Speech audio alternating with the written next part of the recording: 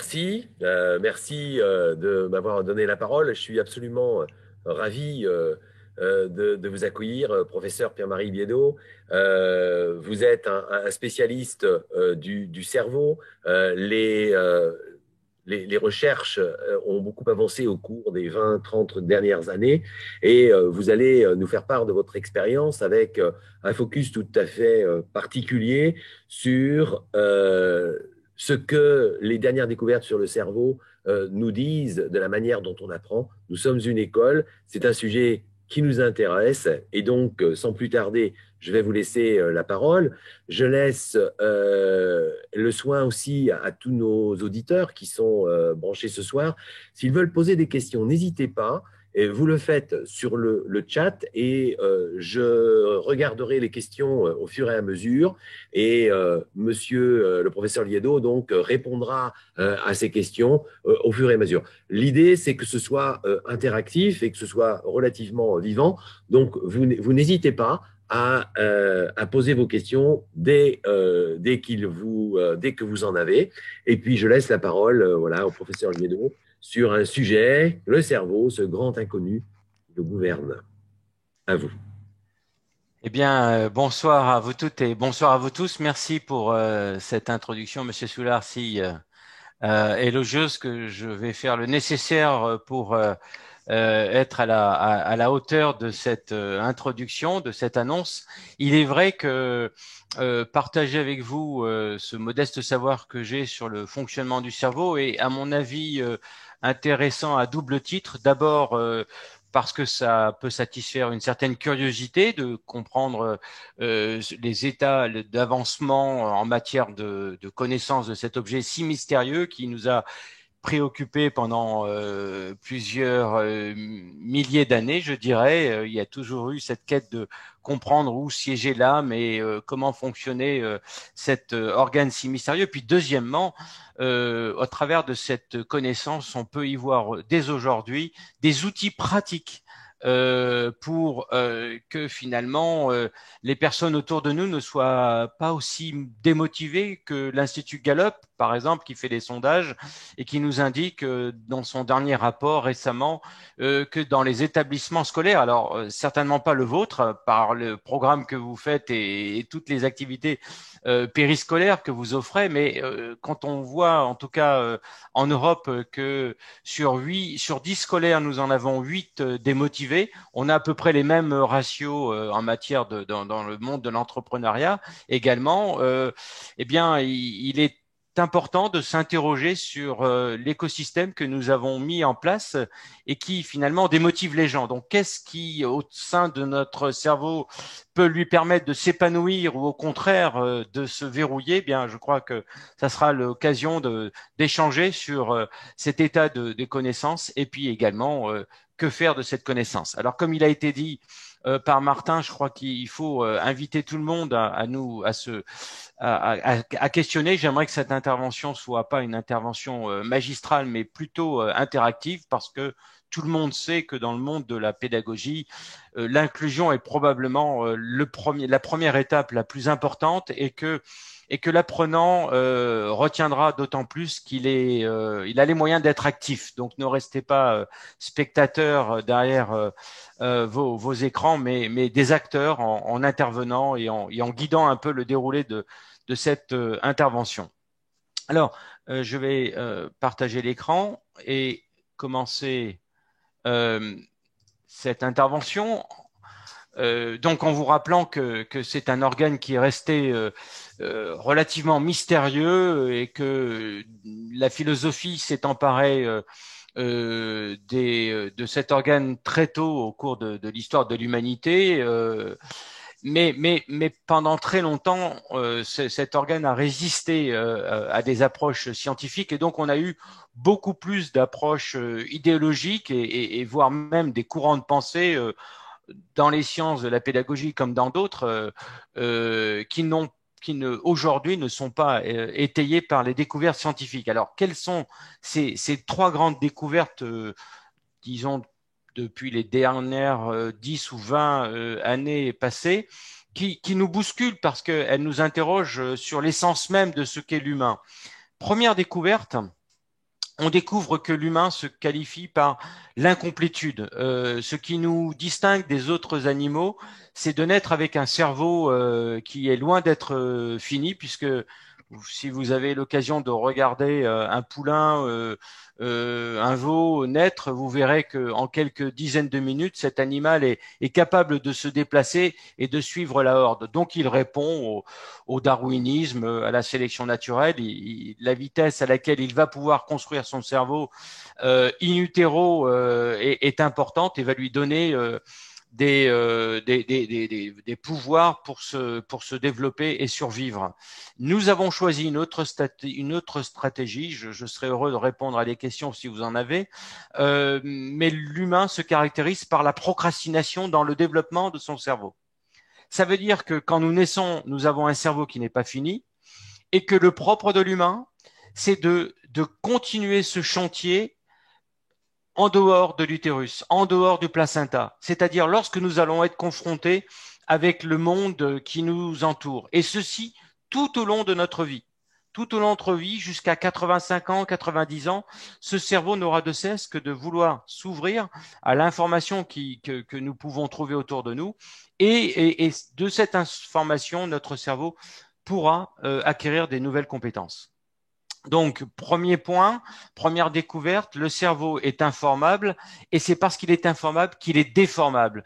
Tout un courant des neurosciences et des sciences cognitives qui verse à qualifier cette particularité du cerveau, bien vous l'avez probablement vu dans beaucoup d'ouvrages, on appelle ça la plasticité cérébrale, la dynamique du cerveau qui veut que parce que le cerveau est stimulé en permanence, le cerveau se développe. Et donc, on verra également que derrière cette notion se cache la notion d'un cerveau qui se nourrit du changement par essence même de l'humanité, voire même donc l'image inverse, c'est que le cerveau, s'il se nourrit du changement, ben, il se détruit de la routine. Donc à nous d'éviter en permanence la routine pour nous interroger et nous ouvrir au monde qui nous entoure.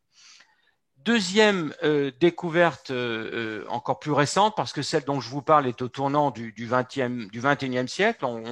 On est dans les années 2000-2005 à découvrir cette capacité de régénérescence finalement du cerveau par rapport à l'information. Deuxième caractéristique, eh bien, qui nous surprend également, c'est de découvrir que le propre du cerveau humain, dans son activité, est un petit peu versé vers l'ego, vers nos besoins, satisfaire nos désirs et nos besoins, mais une grande partie de notre activité, quand je vous dis une grande, si vous voulez que je la chiffre, je dirais un tiers de l'activité mentale nous concerne, mais 2 tiers de notre activité mentale nous échappe complètement puisqu'elle est tournée vers l'autre, vers la rencontre à l'autre, vers l'altérité, vers les échanges.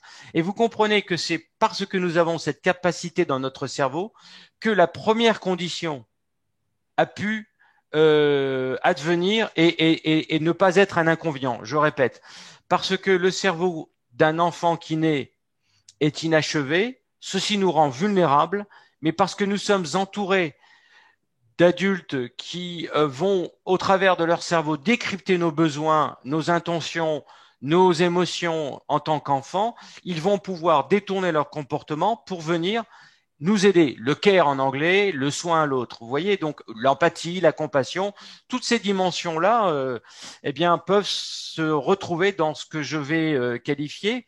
Je vais utiliser le pointeur. Voilà, si on dit que le cerveau en orange, c'est le cerveau qui satisfait mes besoins, eh bien, le cerveau vert ici, c'est la partie du cerveau et le ratio n'est pas moitié-moitié. Donc, le cerveau vert qui est tourné vers l'autre, c'est 2 tiers de notre activité mentale.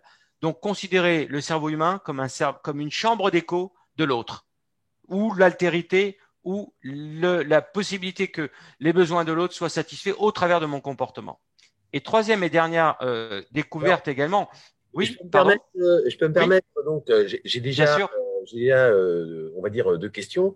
Oui, La première, concerne plutôt la première partie, le premier point, qui concerne le vieillissement du cerveau. Finalement, vous êtes en train de détruire le stéréotype qui dit que le cerveau voilà, perd des milliers, des millions de neurones par jour et que finalement, la seule chose qu'on attend de lui, il se dégénère et que finalement, le cerveau n'a qu'une seule destinée, c'est celui de diminuer. Là, vous êtes complètement en train de renverser cette idée reçue, de ce que je comprends. Ah oui, oui, tout à fait. Merci pour la remarque parce que j'aime beaucoup pouvoir ainsi diffuser le corpus de connaissances modernes, actuelles, donc la science en action, parce que elle vient heurter tous les mythes et ce que j'appelle les neuromythes, les croyances que l'on a sur le fonctionnement de son cerveau, mais qui n'est pas validé par la science, qui n'est que des idéologies, des courants divers et variés. Et oui, effectivement, le mythe qui voulait qu'après l'âge de 20 ans, nous ne ferions que perdre nos neurones n'a pas été validé par la science, bien au contraire, puisque moi, c'est un petit peu ce qui m'a fait progresser dans ma carrière, c'est quand on a été capable de montrer, alors je rassure nos auditeurs, de façon post-mortem, découpons les cerveaux en tranches et nous avons pu ainsi découvrir des neurones qui avaient une dizaine d'années ou une quinzaine d'années dans un cerveau parce qu'à côté, nous pouvions trouver des circuits qui avaient 85 ans. Donc, dans un cerveau de senior, nous pouvions trouver des circuits juvéniles, des circuits adolescents. Donc, tout le monde peut comprendre pourquoi Jean d'Ormesson était Jean d'Ormesson, Michel Serres, etc. Tous ces jeunes qui sont finalement des seniors, mais restés jeunes dans leur cerveau parce que ce cerveau a cette capacité, comme le sang, de renouveler ces éléments les plus précieux, c'est-à-dire les neurones. Et effectivement, nous allons voir après que un des grands facteurs qui stimule cette jouvence du cerveau, c'est l'apprentissage. C'est le fait de découvrir. On le voit par exemple aux maladies neurodégénératives qui sont aujourd'hui le reflet de maladies sociétales. Ce ne sont pas des maladies, comme on dit, liées au vieillissement. Ce sont des maladies sociétales avec des facteurs d'aggravation. C'est-à-dire qu'on sait très bien qu'une personne qui aura un cursus scolaire, universitaire et qui aura été, même dans sa carrière ensuite, toujours confrontée à la nouveauté, au changement, eh bien, aura des facteurs de protection. Donc voilà, il faut voir ces maladies neurodégénératives comme des maladies sociétales parce que ce qui normalement pourrait contribuer à épanouir notre cerveau, eh bien, ces conditions-là ne sont pas satisfaites. Ok. Alors, ça m'amène à la deuxième question qui est posée par nos auditeurs, qui nous disent, voilà, la dementia, enfin, je pense donc la dégénération du Démence? cerveau, Ouais. de démence, affecte aussi les jeunes gens, même si c'est plus commun sur des gens qui sont plus âgés. Est-ce qu'il y a des moyens de la retarder et quels sont finalement les moyens qui nous permettent d'aider les personnes qui seraient atteintes de cette maladie de la démence? Oui, alors démence, dégénérescence, effectivement, on a de plus en plus finalement de termes sur des pathologies du cerveau que l'on avait jusqu'à présent essayé de mettre dans un très grand, sous une grande ombrelle, de rassembler des maladies de l'âme ou des maladies neurologiques. Aujourd'hui, les deux sont en train de se réunir et étant vus aujourd'hui sous l'ombre et sous la vision de dysfonctionnement de cerveau liés à des pathologies de l'usage de ce cerveau. C'est là qu'il faut vraiment bien comprendre que on ne pourra trouver que des thérapies extrêmement efficaces dès lors que l'on aura compris que ce n'est pas comme soigner le foie, soigner un autre organe, il suffit d'apporter la molécule X et Y. Et là, il s'agit d'avoir une attitude convergente sur des moyens qui soient des moyens thérapeutiques, chimiques, mais également des moyens de comportement, de changement de comportement. On sait très bien que si on voit un nombre accru de plus en plus de schizophrènes, par exemple, on sait très bien que usage pour des raisons récréatives de cannabis avant l'âge de 18 ans, eh bien, sont des facteurs, par exemple, d'aggravation du risque. Donc, on peut avoir un terrain génétique malheureusement favorable à l'émergence de cette pathologie, mais ce ne pourrait jamais apparaître, comme ça peut être, ça va apparaître beaucoup plus tôt si les conduites du sujet, évidemment, vont favoriser l'émergence de cette pathologie. Donc, l'idée ici est de dire que toutes ces maladies de l'âme et du cerveau sont des maladies avec un substrat inné, génétique, mais également aussi de l'environnement et de ce qu'on fait avec le cerveau. Donc, d'où la grande difficulté, d'où la difficulté d'avoir une vraie thérapie pour la maladie d'Alzheimer demain qui soit vraiment 100% efficace. Merci.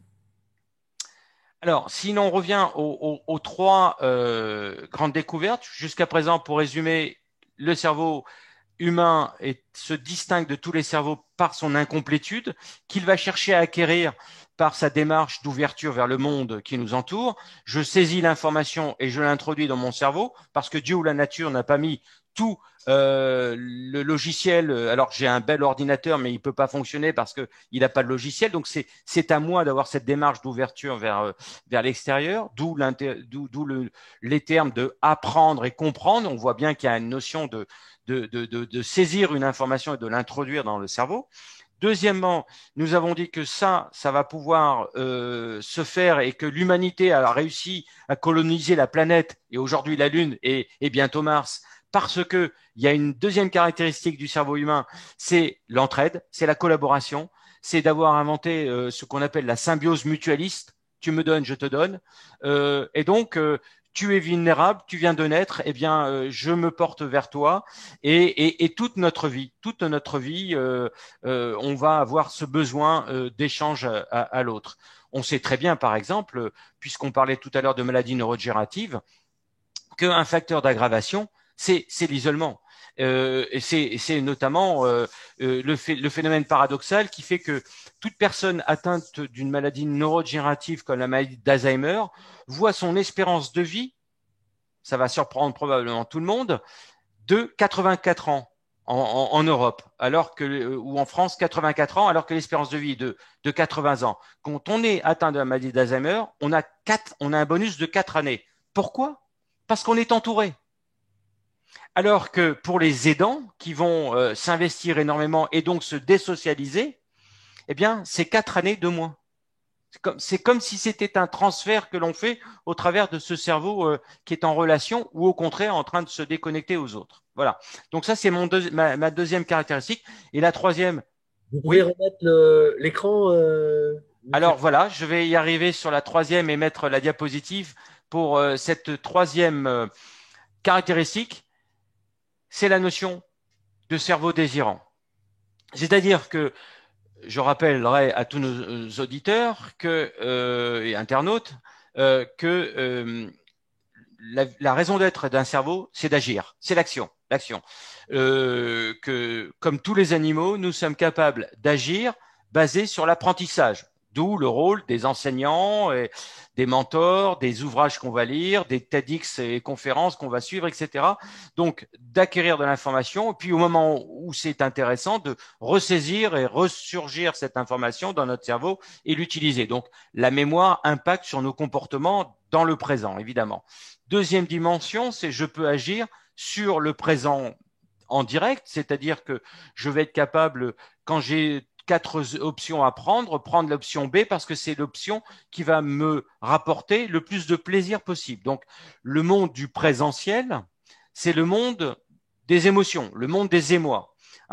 J'espère qu'à l'heure où vous m'écoutez, il y a des émotions parce que c'est très important. Il ne peut pas y avoir de mémorisation et d'apprentissage s'il n'y a pas un partage d'émotions au départ. Ça, je vous renverrai tous les travaux de Pavlov qui nous a montré combien son chien était capable d'apprendre à saliver en écoutant la cloche, qu'à condition que dans la gamelle, ce chien retrouve de la viande et non pas des morceaux de cailloux ou des polystyrènes.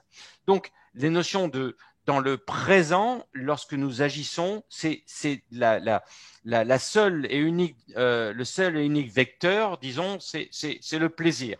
Donc, les émotions. Mais il y a un troisième temps qui est le propre des humains, que l'on peut peut-être imaginer autour des lobes frontaux, C'est l'idée qu'une partie de notre cerveau ne gère pas le passé, ne gère pas le présent, mais gère le futur. C'est-à-dire que nous avons une partie de notre cerveau qui est capable de faire des inférences statistiques. Si tu fais ça, tu auras ça. Mais si tu fais ça, tu auras ça. Vous savez, rappelez-vous ce que nous dit ce grand philosophe de l'école des stoïciens, Sénèque. Il n'y a pas de vent favorable pour celui qui ne sait où il va. C'est-à-dire que Sénèque, déjà à son temps, nous disait que le propre de l'humain, c'est d'avoir une boussole, c'est d'avoir un cap, c'est d'avoir des projets, c'est d'avoir des objectifs.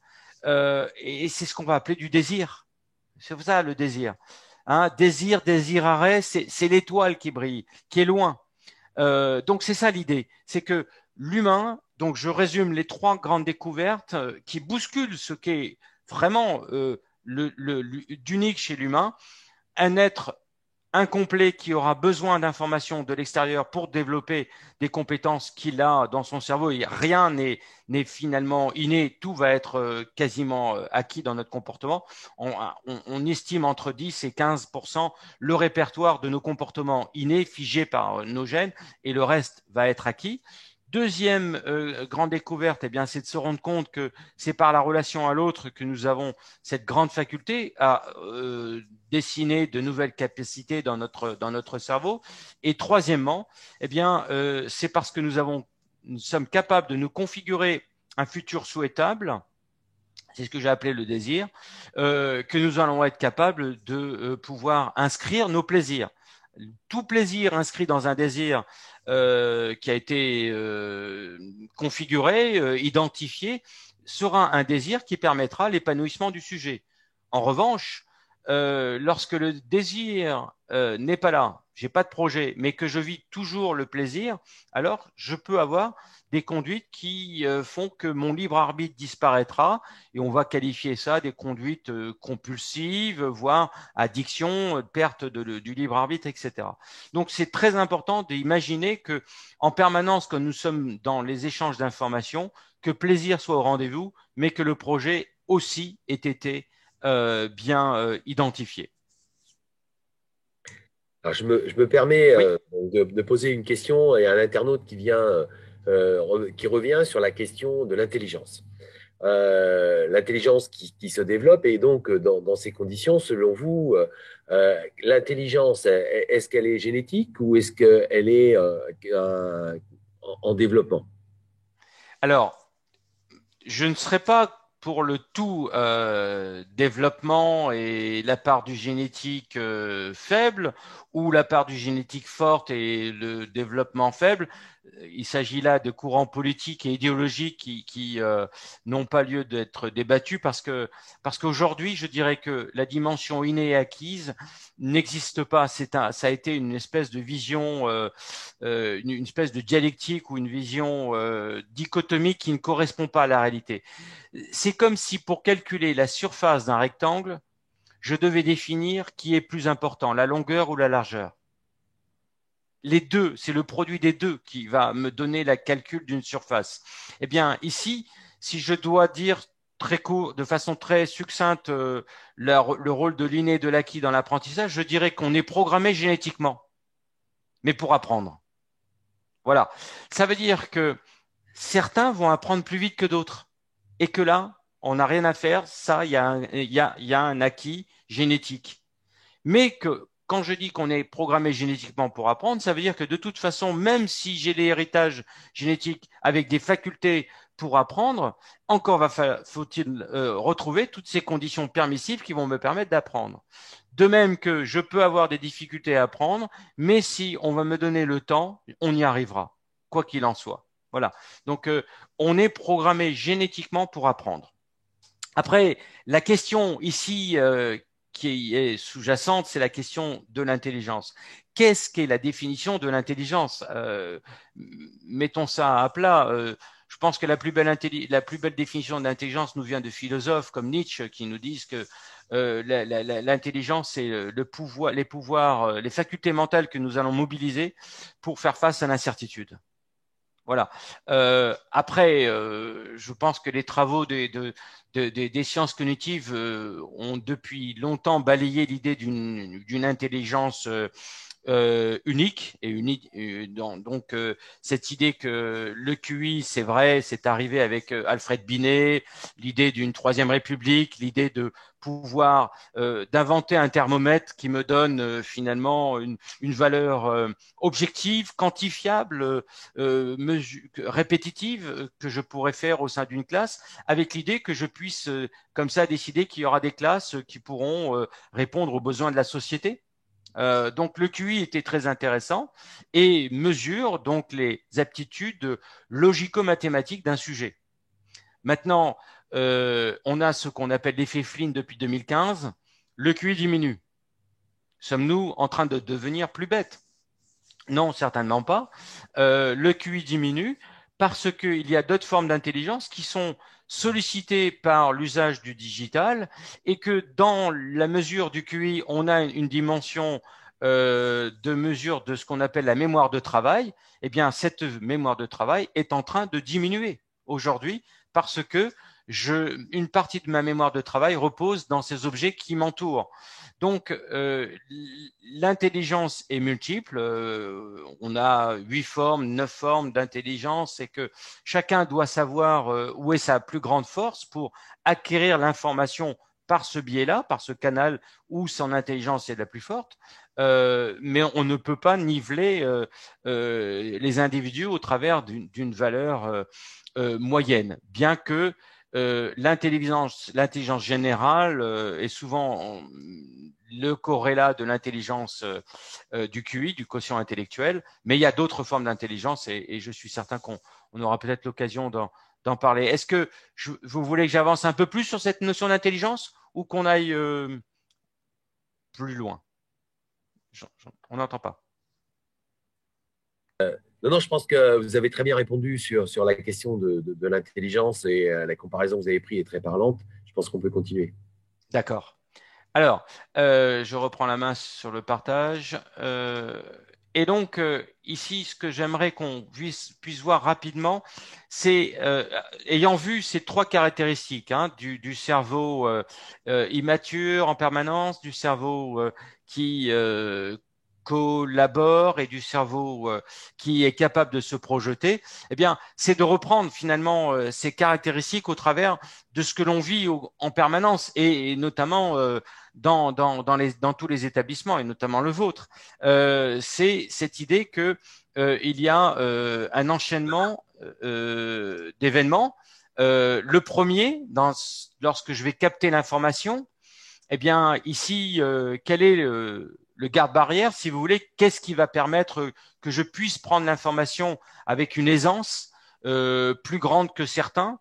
Eh bien, tout le monde l'a en tête certainement, c'est la motivation. Ce facteur, le garde-barrière de la prise d'information, c'est la motivation. C'est cette démarche que je vais avoir d'ouverture vers l'information qui m'entoure autour de moi. Donc, la motivation. Pour faire court, je dirais qu'il y a trois dimensions dans la motivation. Premièrement, l'autonomie, c'est la raison pour laquelle je reviendrai sur tout à l'heure. Un des piliers de l'apprentissage aujourd'hui, on sait que c'est de rendre la personne active. Eh bien, donc, pour rester motivé, encore me faut-il être un acteur et non pas un spectateur. Donc, l'autonomie du sujet. Mais ça ne suffit pas, rendre les gens autonomes et leur dire maintenant débrouillez-vous, prenez ce livre de latin et apprenez le latin tout seul, ça ne va pas suffire. Deuxième condition, l'expertise. Les gens vont rester motivés à se saisir de l'information nouvelle, ce que vous leur demandez de faire quelque chose de nouveau, à condition que ça soit relativement simple. Si c'est trop complexe, si je vous envoie demain au Japon en vous demandant d'assurer dans un standard téléphonique les communications et je vous donne un tout petit manuel en vous disant t'inquiète pas, tu trouveras la correspondance sur ce manuel. L'exercice étant trop dur, en quelques heures, votre motivation aura disparu. Donc, il faut que ça soit par rapport à un seuil inférieur à ce seuil. Mais en même temps, il faut que ça soit relativement difficile parce que si c'est trop simple, alors je décroche également. Donc, on a une fenêtre ici d'opportunité entre l'expertise doit être demandée, doit être supérieure à un seuil et en même temps inférieur à une limite qui, au-delà, je trouve ça trop complexe. Vous voyez? Donc, c'est une gamme d'expertise qui doit correspondre à mes compétences. Donc, la deuxième dimension pour garder quelqu'un de motivé, être certain que ce qu'on lui demande de faire corresponde à son expertise, à sa fenêtre d'expertise. Et troisième et dernier point, c'est la finalité. C'est la finalité. Je ne peux pas maintenir quelqu'un de motivé, quand bien même il est un propre acteur, quand bien même ce que je lui demande de faire est dans ses cordes, il ne peut pas rester motivé s'il ne sait pas pourquoi il va fournir cet effort. Finalement, s'ouvrir au monde, il y a quand même un coût en énergie. Et donc, il me faut savoir pourquoi je vais avoir à franchir ce seuil d'énergie. Et vous voyez ici, c'est ici, en fait, en fin de course, le désir. C'est ça l'objectif. Donc, je resterai motivé qu'à condition qu'on m'ait expliqué pourquoi après tous ces efforts, j'aurai l'utilité de cet outil que je vais saisir. Voilà, donc motivation, trois grandes dimensions. Alors, voyons maintenant plus en détail les six piliers qui vont nourrir cette capacité que je vais avoir de saisir l'information. Donc, je dis la motivation. Eh bien, le premier pilier, c'est ce qu'on a déjà dit, c'est l'engagement. Vous ne pouvez pas rester comme ça attentif et motivé si vous n'avez pas les moyens de questionner Monsieur Soulard ou si vous n'avez pas les moyens vous-même peut-être d'intervenir en ouvrant votre micro. Donc l'idée aujourd'hui est de bannir tous ces lieux d'apprentissage où le sujet est passif et de mettre à la place des pédagogies actives basées sur des tests, basées sur des interrogations. Et comme je suis un scientifique, tout ce que je dis, j'aime bien l'appuyer sur des travaux scientifiques. Et pour venir sur pour étayer cet esprit-là que le sujet doit être un acteur, a été conduit en 2008 dans une revue de Science cette expérience suivante où des sujets ont été demandés d'apprendre une liste de 50 mots et de répéter toutes les quarts d'heure, toutes les demi-heures, une phase d'apprentissage qui durait 5 minutes à chaque fois. Et donc, une succession de 8 phases d'études et d'apprentissage, et puis on interroge 48 heures plus tard le sujet. Un autre groupe à qui on va permettre de travailler moins, puisque finalement, au lieu d'apprendre 8 fois, ils vont apprendre 6 fois, et ils vont être interrogés 2 fois, comme vous le voyez. Donc, il y aura eu 2 interrogations, et on va tester les sujets 48 heures plus tard sur le taux de rétention de la liste des 50 mots. Et puis, un groupe qui aura encore moins travaillé, puisque eux, ils vont être capables d'apprendre autant qu'ils vont être interrogés. Donc, on vient, on les interroge, on leur pose des questions, on fait sourire, on leur montre que là, ils ont appris, là, non, c'est une erreur. Donc, il y a tous ces retours sur échec, il y a aussi la récompense quand c'est bon. Bon, peu importe, 48 heures plus tard, voilà les résultats. Les sujets qui n'ont jamais été interrogés, 16% de rétention. Pour les sujets qui ont été interrogés 2 fois sur une séance donc de 6 apprentissages, on a déjà doublé. Donc, vous voyez, de venir interrompre un processus d'apprentissage pour interroger le sujet, vous avez doublé les capacités de rétention. Et vous pouvez encore améliorer cette capacité de rétention si vous allez alterner les phases d'apprentissage avec des phases où on va faire du quiz, on va faire du jeu, des tests, qu'est-ce que je sais, qu'est-ce que je ne sais pas. Parce que le plus difficile, là je parle évidemment, c'est évident pour les enseignants, c'est ce qu'on appelle la métacognition. C'est quand j'apprends, qu'est-ce que je sais? Le que sais-je de Montaigne, il est évidemment, il est très, c'est le moteur pour les enseignants. Moi, je sais très bien quand je travaille et que je crois avoir compris et que je dois ensuite enseigner à mes étudiants de médecine, je me rends compte qu'au moment où je vais enseigner, il y a plein de choses que je savais et d'autres que je ne savais pas. Donc cette métacognition, on l'a fait d'autant plus qu'on va pouvoir interroger le sujet. Voilà pour le premier pilier. Le deuxième, et je vais accélérer, c'est ce retour d'information, justement, dont on parlait, parce que ce retour d'information, c'est l'idée qu'il existe des vertus à l'échec. C'est l'idée que, bien, après avoir donné cette phase où je distribue de l'information, je teste mes élèves et certains vont donné la réponse, elle est fausse. Eh bien, je dis bravo parce que du coup, c'est la meilleure façon de corriger cette erreur dans mon esprit et que je ne vais plus refaire une deuxième erreur. Donc, c'est l'idée de trouver un moyen au travers de ce retour d'information de motiver les gens parce qu'on les met en situation d'être un acteur et d'avoir des récompenses. Et dans un questionnement, il y a toujours des raisons de se réjouir. Vous savez, c'est Churchill qui disait la politique, mais on peut dire aussi l'éducation, c'est d'aller d'erreur en erreur avec toujours le même enthousiasme. Hein, c'est ça, un petit peu. Donc, de trouver des véritables vertus à l'échec. Troisième pilier très important, c'est le niveau d'attention. Ça vraiment, tout le monde doit être éduqué sur ce niveau d'attention parce que on a tous tendance à croire qu'on est multitâche, que on peut avoir le téléphone qui vibre à côté de nous, que on laisse la boîte email ouverte et les mails des alertes en tout cas qui nous parviennent, et puis on croit qu'on est toujours performant. Regardez ce petit jeu qui va consister à vous dire de regarder cette vidéo et on va mettre une pièce sous un gobelet et je vous demande de regarder la scène. Voilà. Et à un moment donné, je vais interrompre le film et je vous demanderai de me dire où est la pièce.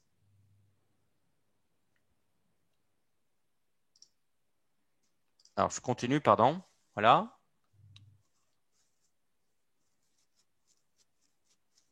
Donc, cherchez bien à connaître la trajectoire de la pièce. Et là, je vais bientôt interrompre et poser la question à tout le monde. Êtes-vous capable de me dire où est la pièce? Alors, si tout le monde a été attentif, bon élève, vous avez suivi les consignes, vous êtes tous capables de me dire la pièce, elle est par là. Alors, on va vérifier par la vidéo. Effectivement, la pièce était par là. Mais si je vous pose la question, avez-vous vu un poivron vert? Si vous avez suivi la consigne, vous êtes incapable de voir le poivron vert. Voyez? Et je remets le film un peu en arrière. Et maintenant, ayez une vision holistique. Ne cherchez plus à savoir où est la pièce, mais regardez ce que vous avez manqué. D'accord?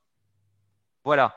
Ça veut dire que à chaque fois qu'on vous demande de faire quelque chose, s'il y a un appel, s'il y a un réseau qui vous appelle, etc., c'est autant de pièces que je veux savoir où elle est et de poivrons verts que je ne vais pas voir. Donc, ce sont des distracteurs qui vont produire des cécités au poivron vert. Vous voyez, ma consigne, là, regardez où est la pièce, c'est un peu celle de la pollution que vous pourriez avoir autour de vous. Et quand on vous demande de regarder une scène et de voir un légume apparaître, vous n'êtes pas capable de le voir. Donc, vous voyez, soyez attentifs, soyez, je dirais, très généreux vis-à-vis des échanges avec les autres, mais soyez très radin sur votre attention. Je vais aller très vite et puis on va ouvrir un débat comme ça sur les 6 piliers. Le quatrième, il est très simple. Il n'y a pas d'apprentissage s'il n'y a pas de répétition. D'accord. Une fois, eh bien, ça ne suffit pas. Je ne vais pas rentrer dans les détails, mais tout ça a été bien décrit sur le plan même métabolique dans le cerveau, la nécessité de répétition pour stabiliser l'information. Et tout le monde le sait, ou peut-être pour l'avoir vécu, que quand on apprend très vite une masse de données, un mois plus tard, on l'a oublié. Alors que si l'on va espacer cet apprentissage, eh bien, on aura des chances de retenir cette information. Et une des clés de cet espacement, c'est en fait le sommeil et en particulier le sommeil dit paradoxal. Le cinquième point, pour faire court, on en a beaucoup parlé, c'est le connais-toi toi-même. À moi de savoir quelle est la forme d'intelligence que j'ai le plus développée chez moi. Est-ce que c'est une intelligence visio-spatiale? Est-ce qu'elle est logico-mathématique? Est-ce qu'elle est interpersonnelle et j'apprends mieux quand je suis en groupe? Est-ce qu'elle est kinesthésique? J'apprends mieux quand je marche. Est-ce qu'elle est naturaliste? Que moi, je marche plutôt par des grandes catégories, etc. Le sixième et dernier point, on en a beaucoup parlé, je le fais court. Le sixième pilier, c'est les émotions. Évidemment, il n'y a aucune possibilité d'apprentissage s'il n'y a pas d'émotions. Pour moi, le frein le plus puissant dans les milieux scolaires, c'est l'ennui. C'est l'ennui. C'est-à-dire que si on a un enseignant qui n'est pas capable, avant de transmettre de la connaissance, de transmettre des émotions, ça ne marche pas. Je peux vous parler par expérience, mais on l'a tous fait cette expérience, de se rappeler dans notre enfance, notre éducation, les matières qui nous ont le plus marqué ne sont pas le contenu de la matière, mais la manière que ça a été véhiculé par un enseignant particulier qui nous a produit des émotions. Voilà. Donc, d'où l'intérêt de mettre ces escape games et toutes ces situations où on se met en danger, où on a des émotions pour apprendre et retenir. Voilà. Je vous laisse cette diapositive sur les 6 piliers de l'apprentissage: l'engagement actif, le retour d'information, l'attention, la consolidation par la répétition, le fameux connais-toi toi-même, donc la métacognition, et enfin, il n'y a pas d'apprentissage s'il n'y a pas d'émotion. Je pense que là, je peux prendre les questions s'il y en a, si on continue notre cheminement.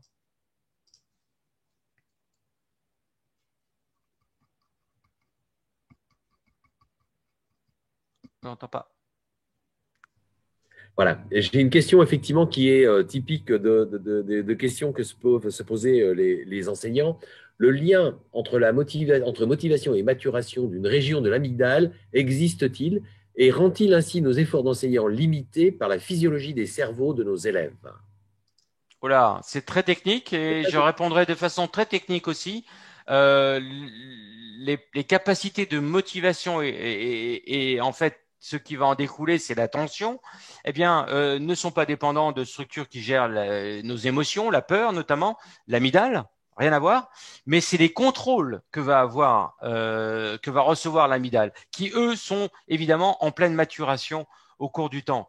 Et je dirais, pour ceux qui connaissent cet ouvrage clé qui a fait couler beaucoup d'encre, Système 1, Système 2, le livre de Daniel Kahneman, les deux vitesses de la pensée, une pensée automatique, une pensée pondérée, eh bien, c'est de dire, donc en gros, le cerveau des croyances et le cerveau de la connaissance. Croire et connaître. C'est deux modes différents. Eh bien, comment je peux essayer d'inhiber le cerveau des croyances pour entrer dans le cerveau de la connaissance? En gros, c'est un peu le rôle de tous les enseignants. C'est-à-dire, ça, c'est un philosophe qui s'appelle Gaston Bachelard qui avait eu cette phrase pour moi, c'est un phare.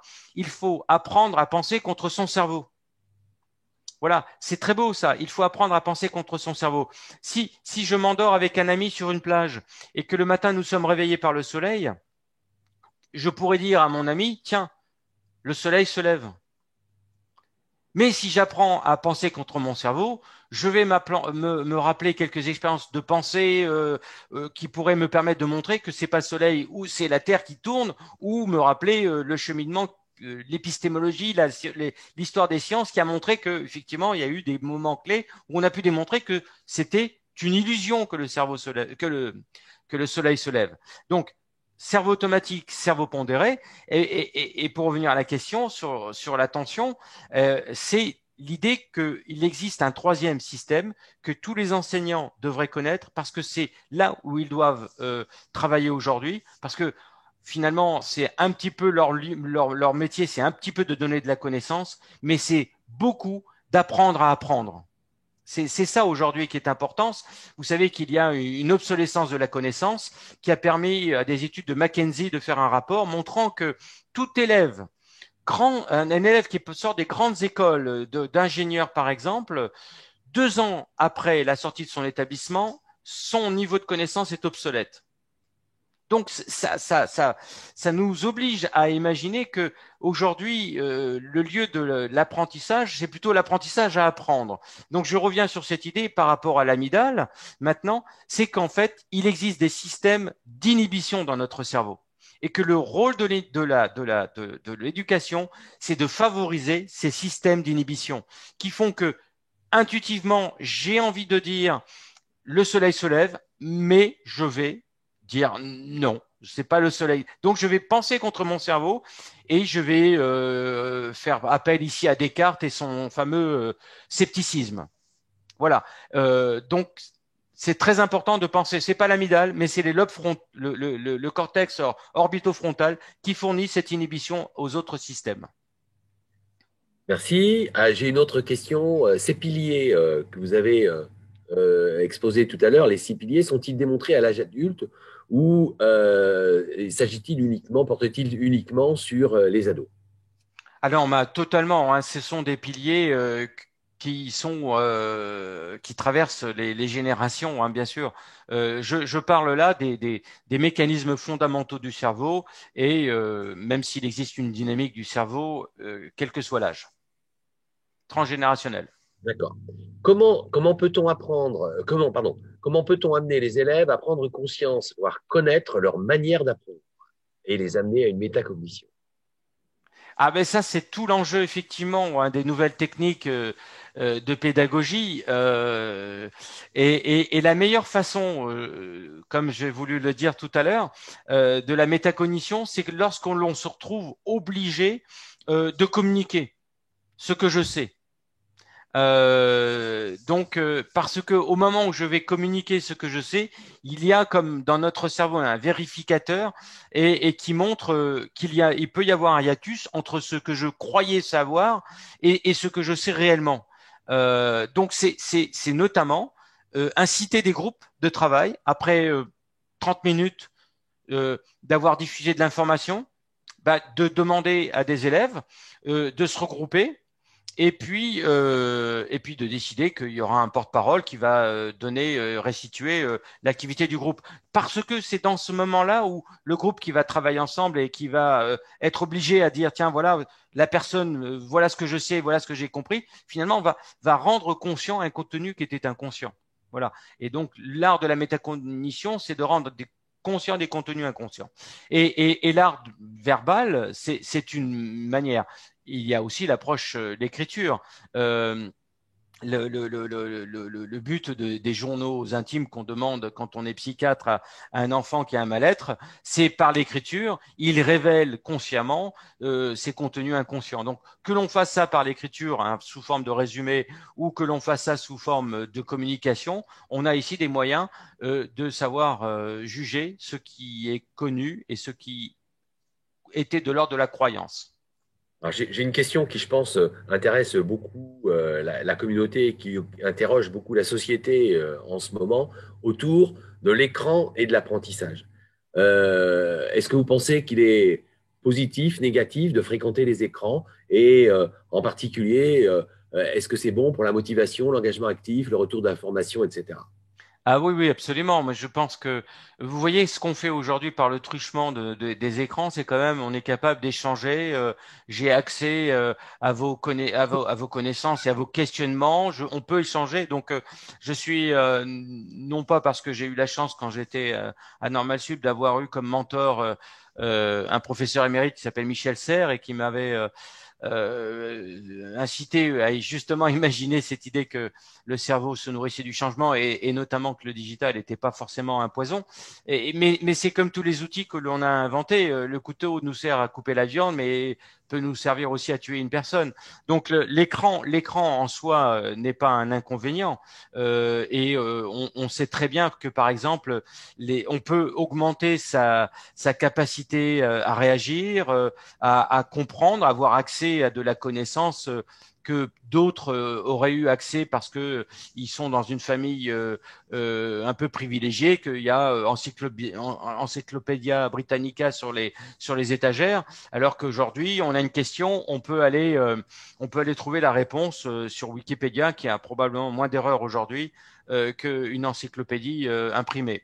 Donc voilà pour le côté positif. Maintenant, il y a des côtés négatifs et on le voit de plus en plus et c'est ça le grand danger à venir aujourd'hui et à venir, c'est-à-dire que même nos démocraties sont menacées, comme nos cerveaux sont menacés, c'est-à-dire que c'est la possibilité de manipuler autrui au travers de l'information du digital, parce que on se retrouve dans des réseaux où la vérité et une infox, une fake news, aura le même statut. Et donc, ce qu'il faut quand on est face au numérique et au digital, je dirais, c'est aiguiser le sens du questionnement, le savoir regrouper les informations et de chercher à connaître la véracité ou pas des informations. Et ça, comment peut-on le faire? Eh bien, c'est par une vision historique. C'est ça qui est important. Pourquoi 10% des Français pensent que la Terre est plate? Mais parce que ce sont des sujets qui vont donc être manipulables, embarqués dans des réseaux, avec cette idée de on va segmenter les individus, cette grande idée qu'était l'Internet égalitaire, accès à la connaissance de tout le monde. On se rend compte que c'est une fragmentation qui se fait aujourd'hui par le fait que les gens vont, parce qu'ils ont la même opinion, vont venir adhérer à des réseaux où on retrouve, et donc on va conforter ses opinions, et donc finalement se refermer sur soi-même. Alors donc, que faut-il faire par rapport à ces inconvénients du digital, si quand bien même on a compris qu'il y avait des avantages, c'est d'éviter cette bulle d'enfermement, c'est essayer de manipuler le plus possible le doute, et enfin, d'avoir toujours une vision historique des informations. Et quand on a une vision historique, on ne peut pas avoir de doute de voir une menace au travers de la vaccination, comme on ne peut pas avoir de doute sur l'idée que la Terre est ronde, parce qu'il y a eu de façon diverse et variée des preuves qui ont été apportées de façon scientifique. OK. Alors, j'ai une question qui préoccupe, je suis sûr, une grande partie de la communauté à propos de l'apprentissage des langues. Finalement, on a des élèves qui ne sont pas tous des locuteurs natifs en français, et puis on a beaucoup de nos élèves qui veulent apprendre l'anglais. Et que dire de l'idée reçue comme quoi les cerveaux des enfants sont comme des éponges, en particulier pour apprendre les langues? Bien, en fait, dans l'apprentissage, il y a cette notion, donc, comme on l'a dit, de motivation. Et il faut que je comprenne pourquoi je vais faire cet effort. Alors, c'est beaucoup plus évident quand on est in situ dans un pays, de dire, bah, je vais devoir apprendre cette langue, même si c'est pas ma langue native. C'est par essence, c'est évident. Mais en même temps, il peut y avoir aussi ici l'idée que dans une langue, on a un répertoire sémantique, on a un vocabulaire, on a des syntaxes, et puis on a une musicalité. Donc, il peut y avoir des avantages sur des facilités pour certains sujets, et puis pour d'autres, ben, cette côté musicalité est beaucoup plus difficile. Donc, tout le monde ne se retrouve pas avec les mêmes qualités, les mêmes talents, les mêmes compétences. On n'a pas le même socle de compétences parce que l'acquisition d'une langue nécessite évidemment plusieurs dimensions. Le côté de la musicalité, le côté de la relation à l'autre. Quand on est un introverti, on a beaucoup plus de difficultés à saisir une langue qu'un extraverti qui n'a de cesse dans sa démarche de toute façon de chercher à convaincre les gens autour de lui. Donc il y a une facette tellement multiple d'un sujet que l'apprentissage d'une langue ne correspond pas à un talent, mais multiples talents. Merci. Une autre question. Pensez-vous que l'information que l'on voit est ambiguë et que nous utilisons nos expériences passées pour interpréter cette information, ou que ce que nous voyons est fonctionnel et nous permet d'interagir directement avec notre environnement? Bon, je ne vais pas là faire très long, mais ce qui a été dit, ça a été déjà adressé comme point, enfin adressé est un anglicisme, a été un sujet de recherche et d'études et de réflexion par le courant de la phénoménologie. Pour faire court, je dirais qu'il n'y a pas de réalité. C'est une reconstruction que fait notre cerveau par rapport à l'information qu'il reçoit. Et quand on va voir un film, c'est 24 images par seconde et on a l'impression d'une dynamique. Et quand vous voyez les bâtons de la diligence, de la roue, de la diligence, qui font que si notre cerveau, comme il prend des images discrètes, dans un processus continu, il prend des images discrètes. Si mon bâton de roue tourne dans ce sens, eh bien vous avez l'impression de voir une roue qui va dans le sens opposé de la direction du train. Donc le flux de l'information est reconstruit et ensuite le sens lui sera donné par rapport à ce que le sujet a comme histoire dans son passé. Je vais vous montrer pour illustrer cette idée-là que le passé impacte dans la construction du présent par rapport à l'information que nous recevons. Un exemple donc par rapport à cette notion.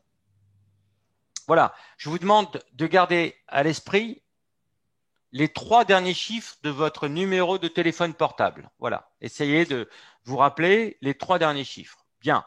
Et maintenant, je vous pose une autre question qui n'a rien à voir, mais je vous dis quelle est la date de naissance de Gengis Khan, donc ce grand empereur qui a réussi à unifier la Chine, la Mongolie, jusqu'aux portes de la Turquie. Gengis Khan est né en quelle année? Je vous donne 4 lettres.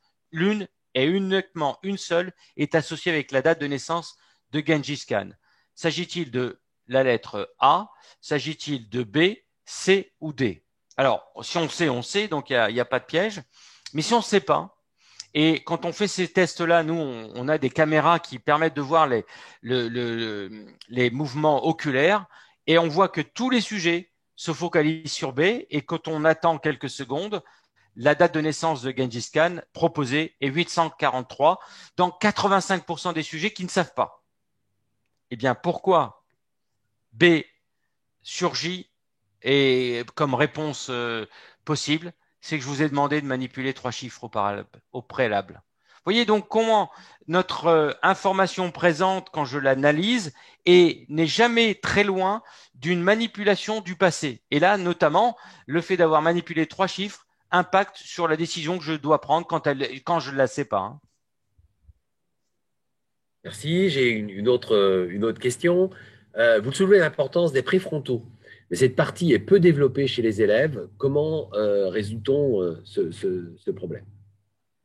Ah bien, elle est peu développée chez les élèves, tout dépend de l'âge des élèves. D'abord, juste pour vous rappeler à quoi servent les lobes frontaux, il y a eu un très beau cas dans les années 1850 d'un malheureux homme qui s'appelait Phineas Gage et qui avait reçu, parce que c'était un contremaître qui supervisait le chantier d'une construction d'une voie ferroviaire. Et malheureusement, il est arrivé pour vérifier si on avait mis la poudre et du sable dans un rocher pour faire exploser le rocher en mettant de la dynamite. Mais il est venu avec une barre à mine et normalement, un ouvrier aurait dû passer avant lui, mettre du sable pour isoler la poudre et le sable. Donc le sable n'était pas là, il y avait la poudre. Il est venu avec sa barre à mine, il est pour vérifier si tout était bien tassé. Et vous pouvez imaginer que dans un rocher, un trou avec de la poudre et une barre à mine, eh bien, qui a fait une étincelle contre le rocher. Cette barre à mine, ce rocher est devenu un canon. La barre à mine est sortie du trou et est venue passer par son œil et est sortie sur le crâne et a emmené avec lui les 2 tiers des lobes frontaux. Et c'est à partir de là qu'on a découvert quelle était l'origine, la fonction de ces lobes frontaux. Eh bien, ces lobes frontaux, ils sont là pour essentiellement inhiber. Les fameux tests, alors je vais, est-ce que si je peux, voilà, reprendre la main, je reviens sur la question, mais donc vous connaissez probablement ce qu'on appelle le test de Stroop, hein, où vous demandez à des gens de lire ces mots, mais de ne pas prononcer le mot, mais la couleur. Donc là, vous commencez par vert, rouge, bleu, etc. Et vous pouvez faire ce test-là et vous verrez que, et quand on a fini, on peut recommencer et vous verrez qu'à un moment donné, on trébuche. Et on trébuche, mais parce qu'à un moment donné, non, quand on voit le mot écrit jaune, mais qu'on voit la couleur vert, eh bien, la priorité est donnée plutôt sur jaune. Mais comme la règle du jeu, c'est de dire vert, ben, en fait, je vais devoir inhiber. Inhiber, c'est un mot qui surgirait de façon automatique, jaune avant. Donc, c'est ça la preuve que nous avons besoin de cette inhibition des lobes frontaux. Et quand ces lobes frontaux sont en cours de développement, notamment avant la puberté et au moment de la puberté, l'acquisition, la faculté de cette inhibition commence à bien s'exercer, eh bien avant, on va surtout faire appel à des processus automatiques. C'est l'automatisme. C'est ces automatismes qui vont faire que je vais gagner en temps lorsque je vais avoir des problèmes. Donc, on doit donner finalement des routines. Donc, ça paraît contradictoire par rapport à ce que je vous ai dit sur l'idée que le rôle d'un enseignant, c'est d'apprendre à apprendre, donc de montrer une certaine agilité. Mais effectivement, pour apprendre à apprendre, j'ai quand même besoin aussi d'un socle. Voilà. Merci. Alors, on arrive à la fin de notre conférence. Voilà, donc on va peut-être terminer par une dernière question. Voilà, la dernière question qui me vient. La méditation ou l'initiation à la méditation est devenue quelque chose de plus en plus commun dans certaines salles de classe. La méditation améliore-t-elle la capacité d'apprentissage de nos élèves? Ouais, magnifique, magnifique question, hein. Finalement, si on, effectivement on devait terminer, ne terminer qu'avec celle-ci, c'est parfait. Parce que je peux vous montrer ce qu'on voit quand on fait de l'imagerie. Euh, donc voilà un cerveau, on pourrait dire d'un apprenant. Vous avez en haut à droite la nature des questions qui lui sont posées. Cognition, bon, ben, il faut qu'il fasse des calculs mentaux, des soustractions, des divisions. Perception, quand vous avez vu perception s'activer, c'est que là, il a des filets odorants et à lui de nous dire qu'est-ce qu'il sent, si c'est la menthe, si c'est le paprika. Quand vous voyez action s'activer, on lui demande de simuler l'engagement au tennis. Et quand vous avez émotion, on lui demande d'écouter les cris d'une personne et de nous dire ce qu'il lui attribue comme valence, positive, négative. Et donc, vous voyez, et on est dans ce jeu comme ça de bombarder le sujet de question en question. Mais vous voyez que sur ce bilan de l'activité cérébrale, finalement, quand on est dans ce mode opératoire, on est dans un mode d'attention réactive. Vous avez des modules du cerveau qui s'activent en fonction de la nature des questions, vous voyez, avec ces codes de couleurs. Donc, ce sont que des modules qui s'activent en fonction, comme un algorithme par rapport à une intelligence artificielle. Et ce que l'on a fait, c'est qu'au bout d'un moment, on est parti, on allait abandonner cette personne, on lui a mis un magnétophone qui continue à la questionner. Bien, regardez dans quel état est son cerveau une heure à 2 heures plus tard. Il y a toujours la machine qui lui pose des questions. Mais vous voyez ici, ce que fait ce sujet, c'est que on l'a trahi. On était avec lui, on lui posait des questions, puis on a dit, on sort prendre un café, on revient dans 3 minutes, vous inquiétez pas. On vous met la machine qui continue à vous questionner, nous on vous enregistre dans l'activité mentale, mais on revient et on n'est jamais revenu.